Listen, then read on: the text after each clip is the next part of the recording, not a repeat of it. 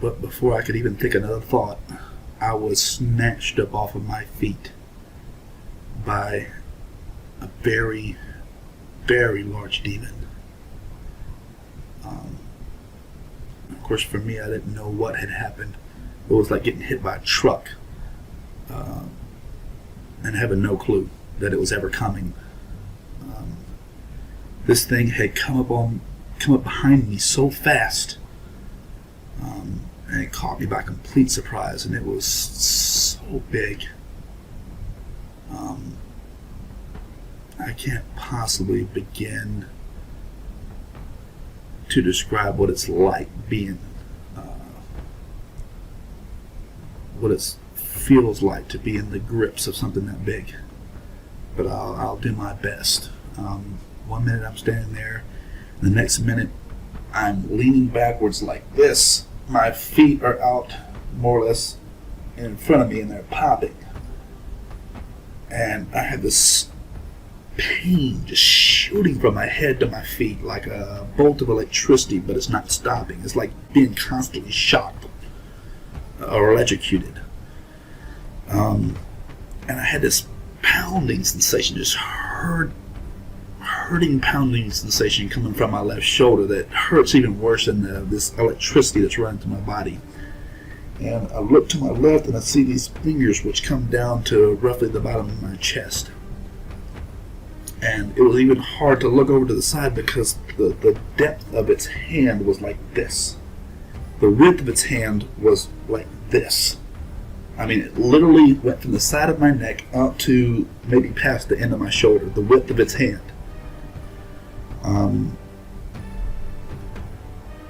The color of its skin was black and red. Now, I don't know if it was red with black shadows moving across it, or if it was red with a black oily substance like a cloud moving beneath the skin so that it makes it have a perception of moving while it's standing still.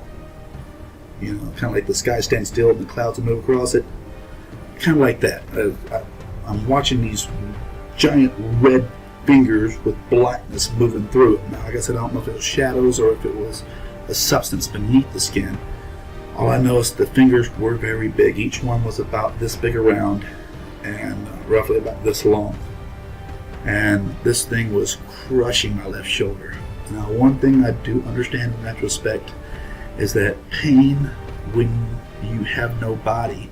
When you have a body, I can break a finger and it only hurts here where the break is. It doesn't hurt at my feet. But when you're in your soul's body, when your soul experiences pain, you experience it everywhere because there's no pain receptors to stop your brain from saying, oh, it hurts here. No, it hurts everywhere. Anywhere you experience pain, it runs through your body like electricity. You feel it from the very top of your hairs to the bottom of the soles of your feet. If I hit you in the leg, you would feel it in your ear. For as weird as that sounds, you would feel it everywhere. Because, like I said, there's no specific pain receptors. You just feel pain as if it were a bolt of electricity through your entire body. The only thing that lets you know exactly where you receive that pain from would be that pounding sensation, kind of like a heartbeat. That throbbing sensation when you got an infection. That's the only thing that lets you know exactly where you've been hit. You feel it everywhere, though. And this thing had a hold of me, and I'm looking down at these fingers, and I'm just thinking to myself, what is this that has a hold of me? And as I'm thinking this, I understand now, also in retrospect, that anything that you think in this place can be heard as if you had spoken it out loud. And this thing had me like this and was just smiling at me. It had looked back and it was smiling at me, waiting for me to look at it. And when I looked over my shoulder and up at it, it was already staring at me. And I understand now that it had heard what I was thinking and just wanted to give me a nice little shock, you know, on top of the pain that I was already experiencing. Just because of the grotesqueness of its face. I mean, this thing was grotesque. And it was huge. Um, Overall, the thing, I know this sounds already more crazy than everything that I've already said, but this thing is 13 feet tall, and it's not like I sat there and said, okay, stand still, let me grab a step ladder and measure you. Where's my tape measure? No. Anything that you want to know in this place, all you have to do is ask it. Ask it in your mind or ask it out loud, and the answer will be given to you. It doesn't matter. And I thought to myself, how big is this thing? And the answer immediately came to me, 13 feet. It was exactly 13 feet tall. And I didn't ask myself how much it weighed, otherwise I would know that too. All I know is the thing was huge. It was built like Arnold Schwarzenegger in his prime. I mean, just ripped full of muscles. Just big. It's, like I said, its skin was black and red. It had no hair whatsoever on its body. None. Like no hair up here, no mustache, no beard, no hair on the knuckles like I have. Just completely hairless. It's completely humanoid in shape, though. I mean, it had 2 legs, 2 arms, 1 mouth, 1 nose, 2 ears. Other than that, it looked completely human. The differences was this, where our eyes are white. Its was yellow, and where the iris of our eyes can be green or blue or brown, its was gold and diamond shaped like a snake's, and it had a really flat nose. I mean, just looked like somebody was literally pushing its nose against its face, and its nose was easily as wide as its mouth. So really flat, really wide nose, and gleaming white teeth. I mean, perfectly shaped, just like a human's, really better than mine. And it had, the only thing that looked really strange about its teeth was it had, where we have our canines, it had 2 tusks coming up out of its mouth like a boar, like a wild pig. It was I said it was just very large, 13 feet tall, and was extremely muscular. And this thing, like I said, it just picked me up like I weighed nothing to it, and it was taking me along for a ride. And but just I only looked at its face for, I would say, a second, and that's all that it took. Yeah, I was just, as a man, I'm not afraid of any other man on the face of this earth. I will fight anybody. I don't care how much bigger they are than me. But this thing, there was no fight. I mean, it was far too big. I mean, 13 feet tall versus 6 feet tall. I could stack another one of me on top of my head and still not be as tall as it. You know, and if I had to guess, I would say roughly about in between 3,000 and 4,000 pounds. I don't know for sure. I'm just guessing, but I would say that's a pretty fair estimate.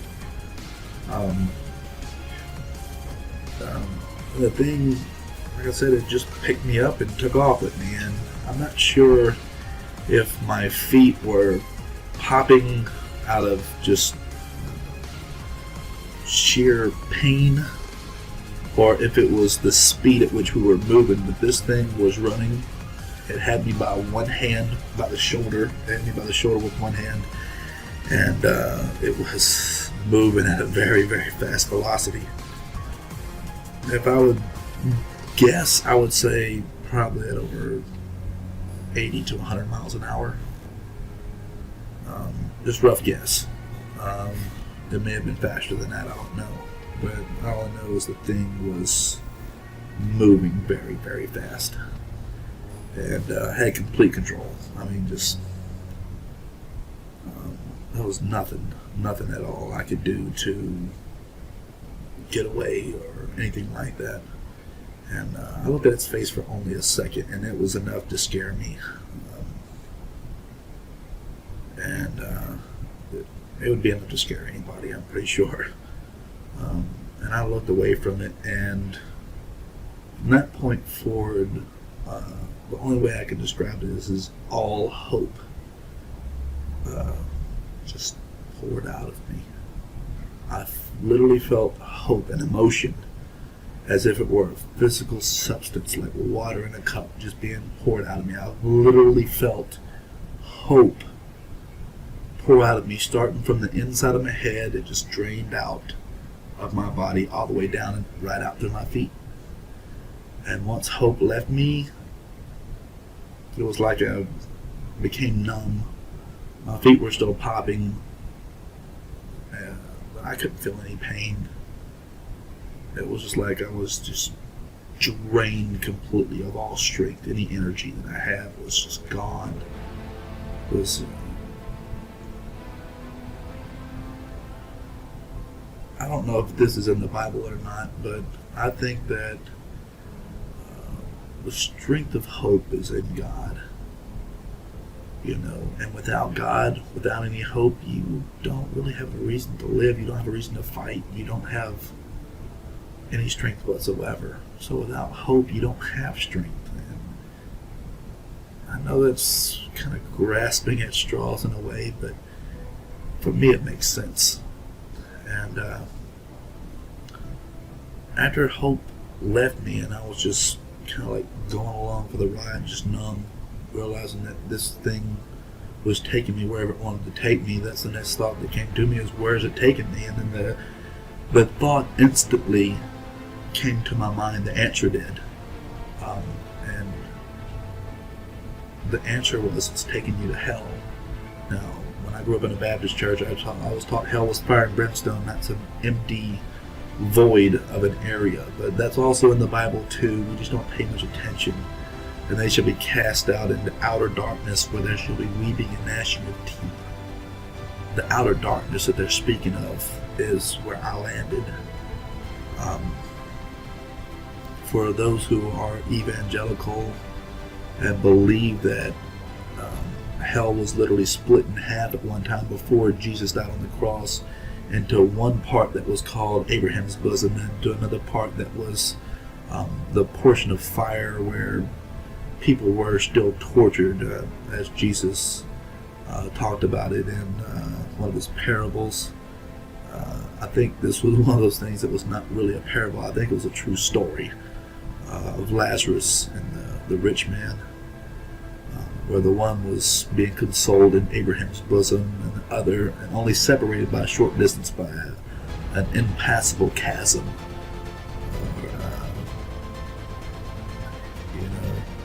But I think that they were both portions of those things were in hell, but the demons couldn't cross over into the nice part. And I believe, and this is just my own personal assumption, that when Jesus descended down into hell, he descended not down into the fire and brimstone portion of it, but down into the Abraham's bosom portion of it, and he took those people back with him, and more or less took the land with him and all the people, and connected it to the city of God, which is where he came from. He connected that outer portion of green land where there was water. Remember, because Lazarus said, if you could just, the rich man said, if Lazarus could just dip his finger in water and bring it over here, because I'm burning up in these flames. There was water there, so there was land there, there was grass there was trees there. I mean, it was a viable land as much as this earth is a viable land, just in a heavenly realm sort of way. But anyway, I understood that it was taking me to the portion that I did not, certainly anyone would not want to go to, which was the fire and brimstone portion. It was going to take me to that fiery lake and cast me in, and I understood that. And when I understood that, it was mortally appalling, is the only way I can put it. I mean, it played over and over in my head again. It's taking me to hell, it's taking me to hell, it's taking me to hell. And there was just nothing I could do. Nothing I could do to stop it, nothing I could do to prevent it. And I just kind of dropped my head. And while this is playing over and over and over in my head that it's taking me to hell, and I saw this pinpoint of light, well, before I saw the pinpoint of light, I started thinking to myself, this is wrong.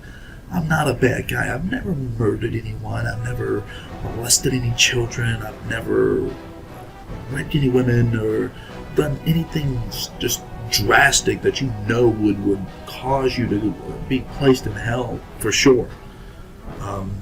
For me, I was just an average person. I drank a few beers, smoked a few cigarettes. I wasn't like into drugs or anything like that. I mean, I was just an average guy. I go to church every once in a while, so I didn't really picture myself as bad. Not bad enough to end up in hell, but one thing that I understand now is there's plenty of good people in hell. A lot of people that used to call themselves Christians are there. And it's because they didn't really devote their life to God. They lived one foot in and one foot out like I did, And you don't have to be a bad person to go to hell. All you have to do is just be average. And God doesn't call us to be average. He calls us to be holy, like He is, And what that really means is you gotta, for lack of better words, you don't have to become a Bible-thumping Christian, but you should devote your life to God for as much as you possibly can. And if that puts me in the category of Bible-thumping Christian, then so be it. I'm a Bible-thumping Christian. I would rather be that than in the middle. Because I know where the in the middle gets you. It gets you in the same place that being fully against Him gets you. It's kind of like He said in Revelations 3:20, I wish that you were all the way for me or all the way against me, but because you were in the middle, because you were lukewarm, I spit you out. I don't want to be that again. I don't want to go back to hell. I know it's there, and I know the place is not made for us. It was made for them, and we just unfortunately do not realize the reality of the place. The reality of the place is far worse than you can imagine, and I only experienced a taste of it. I landed on the doorstep of hell. That's the way I like to look at it. Or you can even say I landed in the middle of hell, but it wasn't fire and brimstone, although I know for certain that it does exist because that's where it was taking me. And although I never laid eyes on the flames, I know that they really do exist. But as I was thinking this to myself, that I'm not such a bad guy, why am I ending up here? That's when that light appeared. And I looked up at it, and it looked like a star far off in the night sky. Something so tiny and insignificant and far away that it couldn't possibly help me. And then I saw it moved off to the left a little bit, and I picked my eyes up, my head up, and I looked at it, and I thought to myself, did we just change direction, or did it move? And it went back to the right, and I thought for myself, no, for certain, we didn't change direction, it moved. And I thought to myself, what is that? And as I thought that, and began to focus in on it, it just came rushing at me like the only way I can describe it is the speed of this thing was like a bolt of lightning. It came at me so fast that one moment it was just like a tiny little star in the night sky, and the next minute, white, bright, blinding white light. And his hand was reaching down to me, and it was an angel. It's all right. And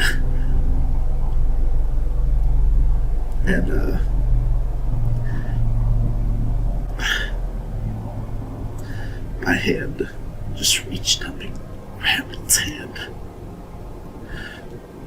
I was thinking to myself, I'm going to reach up there and grab his hand, and this hand is going to save me, because that's all that I saw was just a hand. But my hand knew what to do. It was like having a baseball thrown at your head. Somebody says heads up, and you just reach up and grab it. It's a reflex. My hand just reflects, and a reflex just jumped up and grabbed this angel's hand. And as soon as I touched its hand, we were all motionless and all standing back up on this ground that you can't see. And this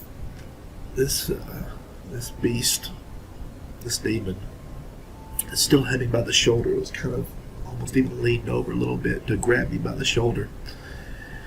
And I could instinctively, I knew to stand still, because if I had moved, I know that would have ripped my shoulder and my arm off at the same time and just beat me with it. I mean, the thing was just that massively strong. I knew within me, there was something telling me, don't move. And I'm just standing there, staring up, looking at this angel. And the angel itself, to describe it for you, was 9 feet 6 inches tall. It had brown wavy hair pushed to the back. It had an olive color skin. It wasn't really white, wasn't really black. It was somewhere in between, but the light that was emanating from within it was so bright white that it almost practically overshadowed the color of its skin. You couldn't even really, you had to stare to see the color of its skin. And I keep saying it because it's an it. It's not really a he or a she. Although the body is shaped like a he. Okay, it's shaped like a male. When you look at its face, the face is like the most handsome man that you've ever seen, blended in perfectly with the most beautiful woman that you've ever seen. I mean, when you look at this angel, you think to yourself, wow, he is beautiful. I know that's some odd words to say.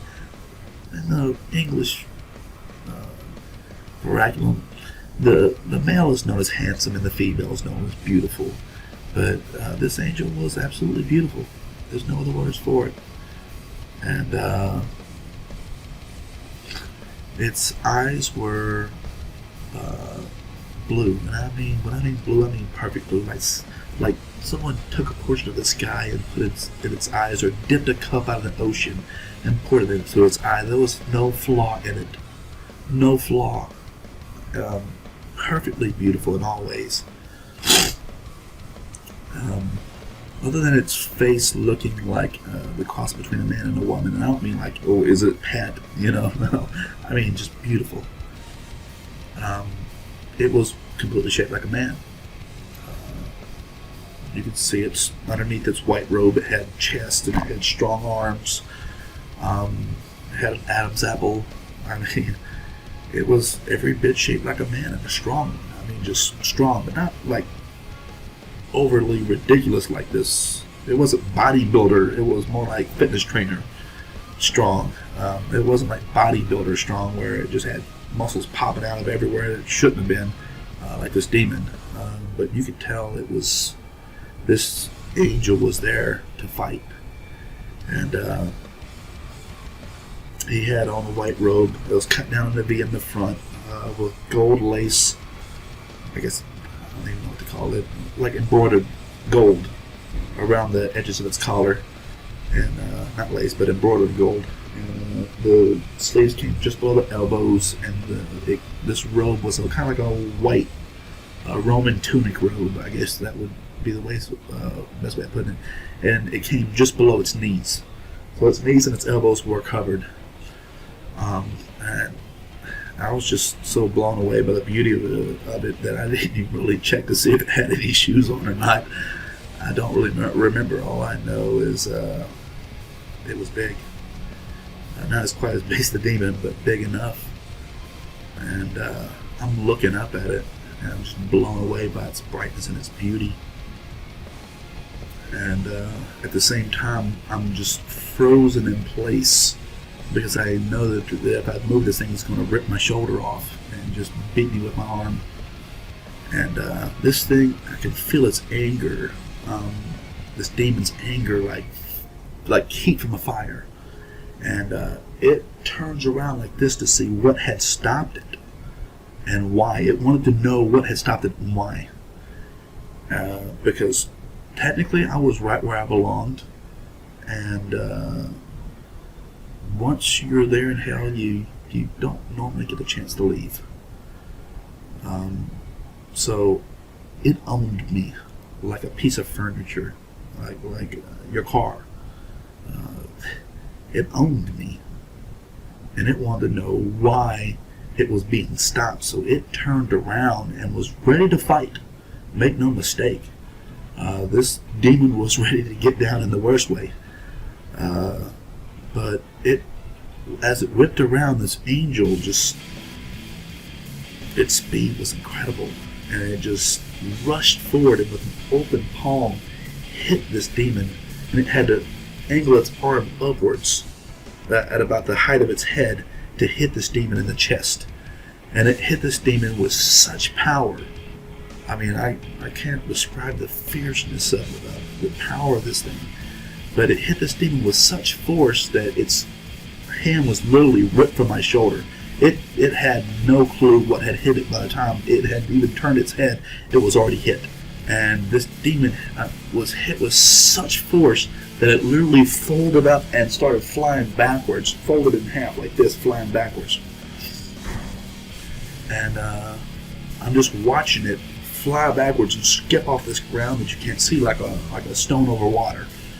And this angel looked at me and he called me by a long name. And I immediately understood it to be mine. It was a heavenly name. But as soon as it called me this name, it took it from my mind. It called me this name to let me know that, more or less, that I still have a chance to make it into heaven. You know, like, I have a heavenly name. I squandered it. I wasted it. And if this had been my ultimate time, my last breath, for real, that's where I would have stayed. But when he called me this long name, it was a feeling of home. You know, like when your mom calls you for dinner or supper, however you want to say it, and you know that it's time to go in and eat, and you're all happy, you know, because you just stayed outside playing forever, you know, and you're about to go in and sit with your family. It was like that. It was a feeling of home. And it looked at me and began to speak to me, and its voice was like a waterfall. If a waterfall could speak, it was like a rushing sound in your ears, like Shawn. And I understood later on that it was converting my understanding to understand its language. It didn't descend down to my broken language of English. It elevated me up to understand its language. It messed with my mind, for lack of better words, but it elevated my understanding. And he looks at me and he says, "Hello, my name is Michael." I didn't know that this was the Archangel of the Bible that spoke of the Archangel Michael. And I can tell you for certain, I've seen them both. I've seen the Archangel and I've seen Jesus, and they look nothing alike. And they are not the same being.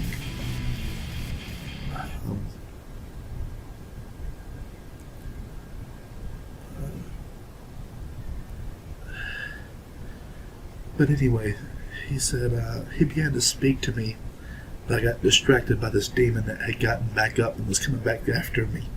It was coming back to get me. And it was coming back to fight this angel for my soul. And so I turned back because I knew that it was coming. I'm sorry. So it was, this angel was still talking to me, so I wasn't really listening to it. I was too focused in on this thing, and it was getting bigger. It was running back after me, and it was getting faster, and it was getting bigger, so it was coming back after me, you know, for this great distance that this angel hit it. And so I looked back at him like, whatever you got to say, please just hurry up and say it, and if you can get me out of here, please get me out of here. You know, and this is what I was literally thinking. You know, and he just looked at me and he gave me a saddened look. And he looked at me and he just goes, "Your time has not yet come. It's time for you to go." And he points his finger, and when I stepped in that direction, my soul immediately went back to my body. Just as fast as I had appeared in this place, I left this place, and I was back in my body, laying on that cot where I knew I should have, my eyes opened. And it took me a good 20 minutes to get to walking again, simply because my entire body had fallen asleep.